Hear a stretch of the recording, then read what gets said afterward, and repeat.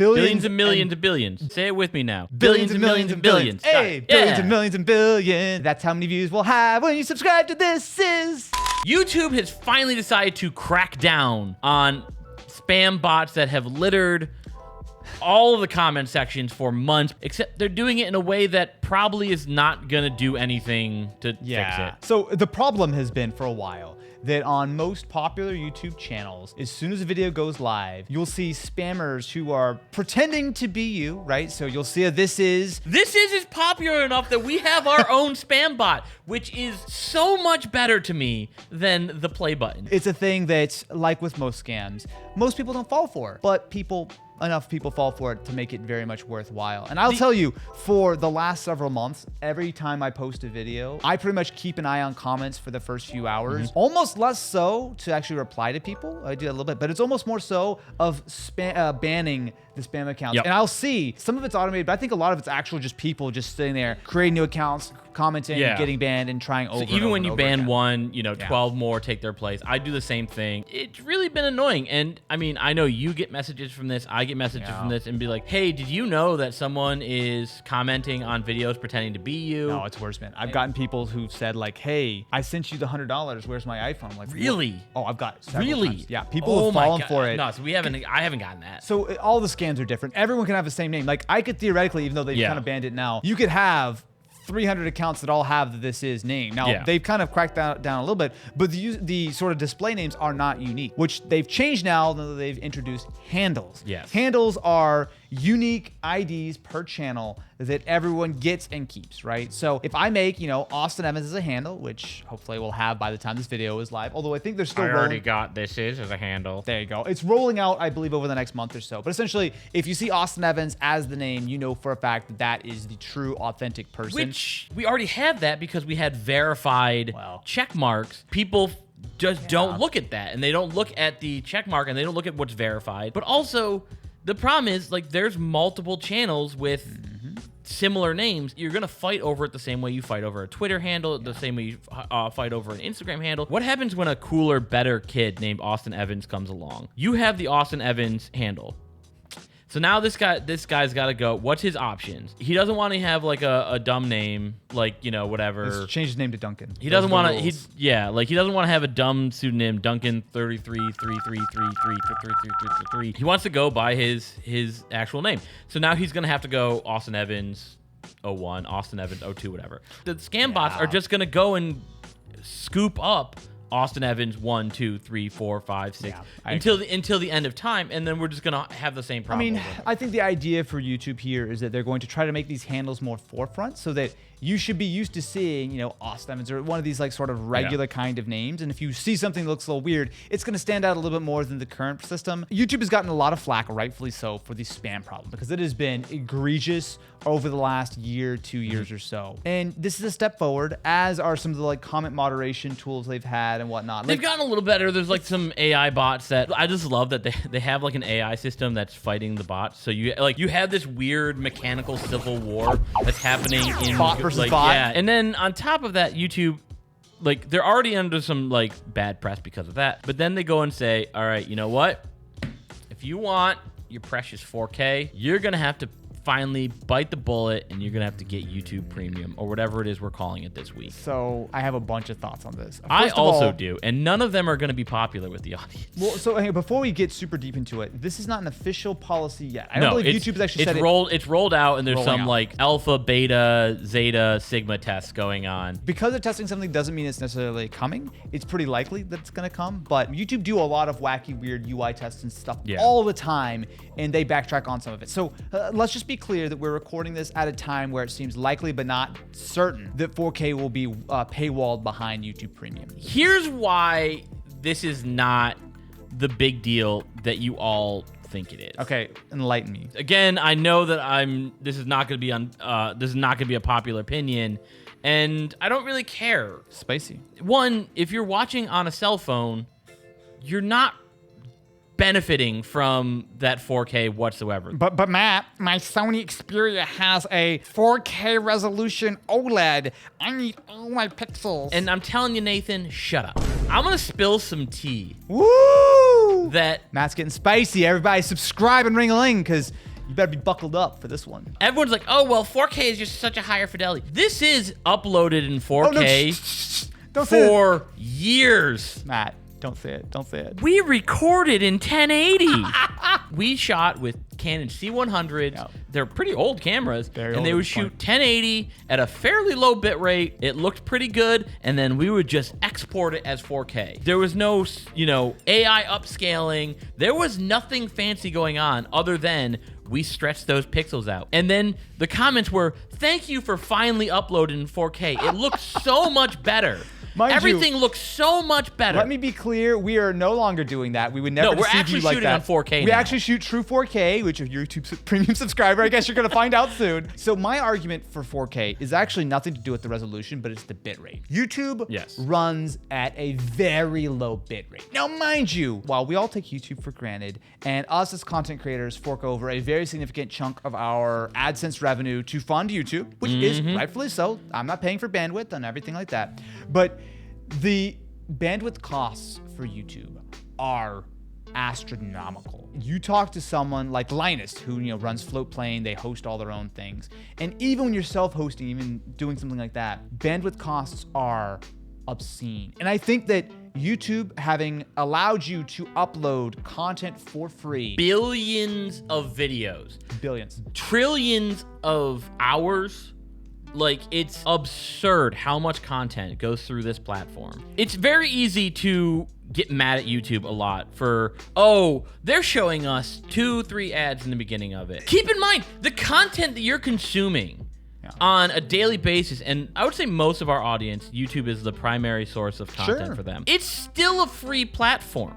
I see more ads per 10-minute span on a cable package that I am paying $70 a month for. You guys don't realize how good you have it to watch as much content as and this is me being old, because also, like, I remember when YouTube didn't have all these ads, the content sucked. We had old Austin Evans, and that was the best content on there. Ouch.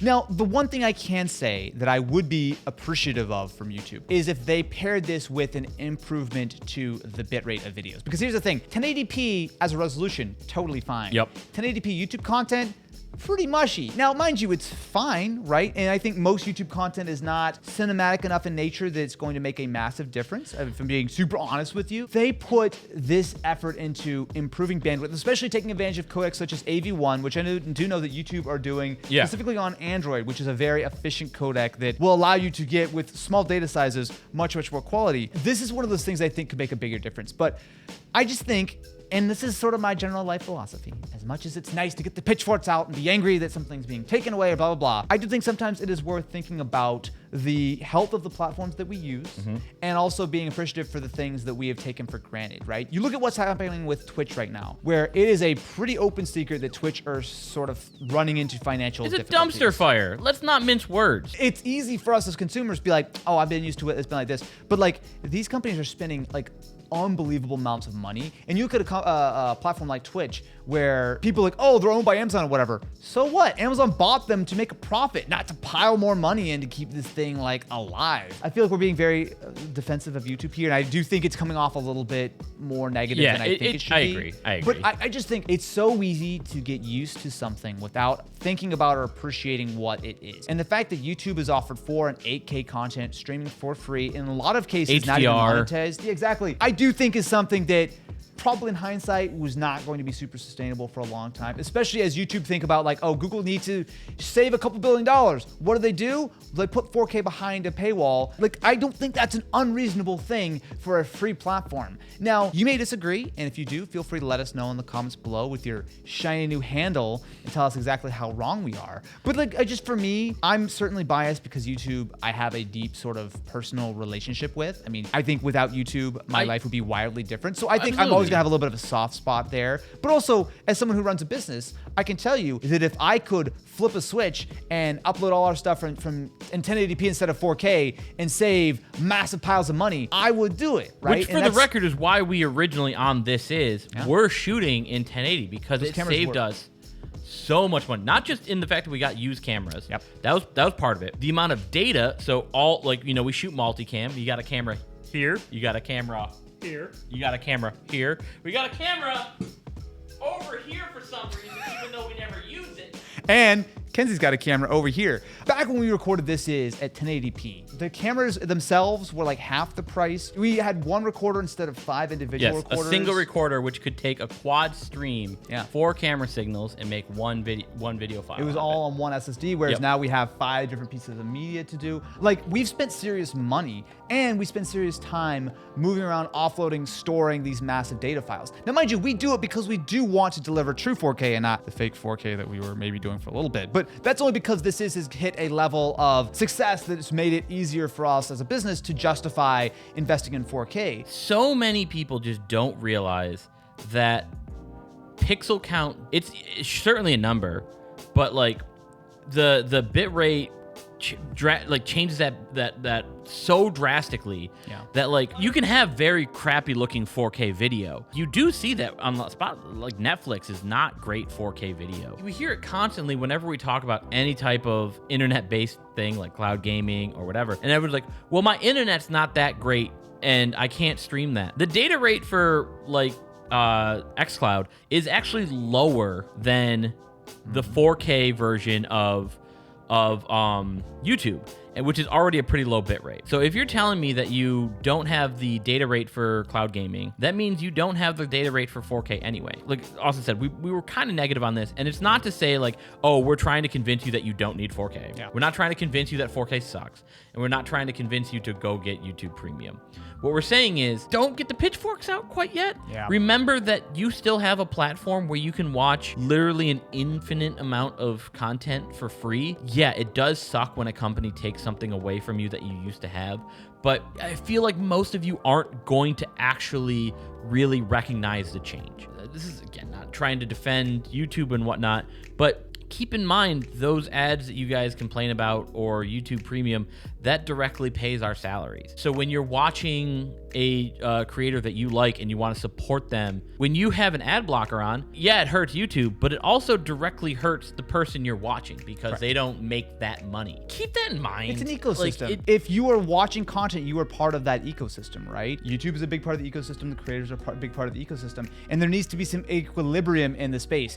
If we're creating tons of content that we love, we're making lots of content that you watch, but YouTube is like, you know what, we're out of money, we got to shut down, or we got to start cutting things down, that's a big problem, right? Now, I'm not going to tell you that YouTube needs to make billions and billions of dollars a year, and it's great. I mean, they probably need to. And they do. Keep, but we need all elements of this to be a successful kind of thing. It's so easy to be negative. It's so easy to be entitled to what you've been used to. And I know, again, this is going to come off as incredibly pro YouTube, and I don't really mean for it to be like that, but I get really irritated when I see people just constantly clowning on YouTube and never giving it any kind of props or appreciation. It's like, I'm never going to use YouTube again. Like, well, where are you going to go? If you're going to get that upset about 4K versus full HD, I mean, I agree it's not a good move, and I would very much be much happier with it if YouTube paired it with higher bitrate HD videos, which I think would be just as good, because honestly, 4K on YouTube is only really about the same quality as like a high quality HD sort of stream on something. So they could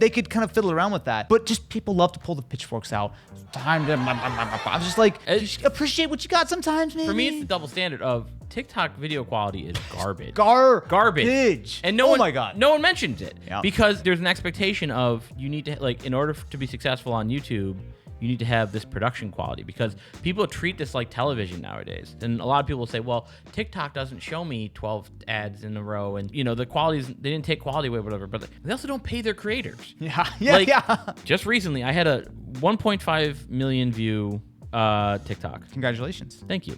How much do you think I got paid for that? 35 cents. I mean, it was more than that, but it's $12. There you go. $12 for 1.5 million views. If you got 1.5 million views on YouTube, you're talking about thousands of dollars. You're set for a couple months. The real problem here is that YouTube has tried to incentivize people to get premium.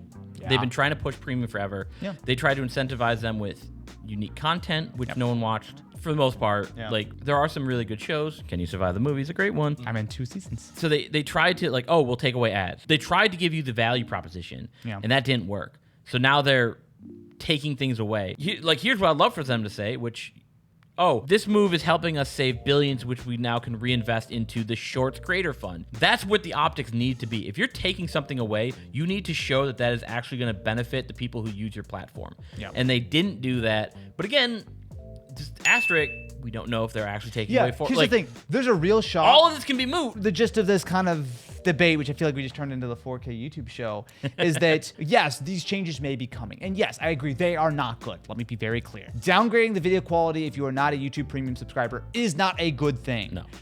But this is not happening in a vacuum. And I think, as with most things that people get upset about on the internet, it is worth taking a little bit of time to educate yourself on the entire picture. It also is one of those things where it's very easy to get used to the way things are and to feel like you are owed something that YouTube is doing or whatever, when that's just not the case. YouTube has to do what they need to do to make sure they are a successful business so that we can continue creating content and you can continue watching it. And if YouTube needs to make this change and save themselves billions of dollars a year, which may be an exaggeration, I don't know, but I bet that 4K download and upload I wouldn't be surprised, to be honest. Then, by all means, YouTube, go for it. Just maybe throw me a few extra bits in my 1080p video and I'd be happy. I'm very curious, what do you think about YouTube and their very expensive bandwidth problem? And what do you think about the spam bot problem? If you see anyone talking about Telegram in the comments, I can assure you that it is Matt, and do not Venmo him any money. Venmo me money so I can do things.